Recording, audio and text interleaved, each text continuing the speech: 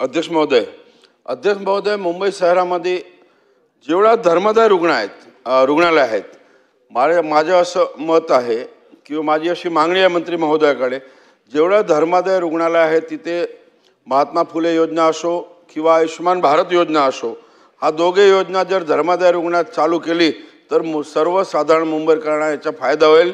मंत्री महोदयांना माझी विनंती आहे की आपण आदेश द्यावा आणि प्रत्येक रुग्णालयात हा दोघे योजना चालू करावी।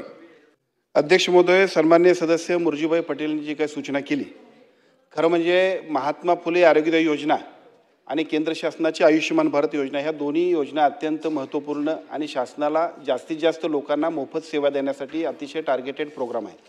त्यामुळे एका बाजूला त्या सगळ्या प्रायव्हेट हॉस्पिटलला देत असताना धर्मादाय हॉस्पिटलना सुद्धा त्या देणं आणि त्यांनी ते स्वीकारणं अपेक्षित आहे। बऱ्याच वेळा असं होत असते की खाजगी बिलांच्या सगळ्या एकूण तक्रारी आणि सूचना ह्या सगळ्या गोष्टींसाठी आपली योजना किमान शासकीय सगळ्या हॉस्पिटलमध्ये जशी आहे तशी धर्मादाय रुग्णालयांकडे सुद्धा करण्याबद्दलच्या सूचना शासनाच्या वतीने देण्यात येतील।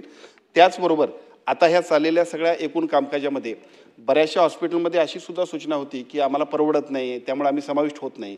एक आयुक्तांच्या अध्यक्षतेखाली आम्ही कमिटी नेमलेली आहे की ज्याच्यामध्ये जे चार्जेस आहेत त्याच्यामध्ये सुद्धा प्रायव्हेट डॉक्टर्स असतील किंवा शासकीय यंत्रणेतले सगळे एक्सपर्ट्स असतील यांची एक कमिटी होईल। आता असणाऱ्या दरांमध्ये सुद्धा सुधारणा आपण करतोय जेणेकरून त्या हॉस्पिटलला सुद्धा आणि लोकांची सुद्धा सोय होईल अशा पद्धतीचं एक चांगलं काम करतोय। त्यामुळे आपली सूचना स्वागतार्ह आहे, त्या पद्धतीने काम आम्ही करतोय।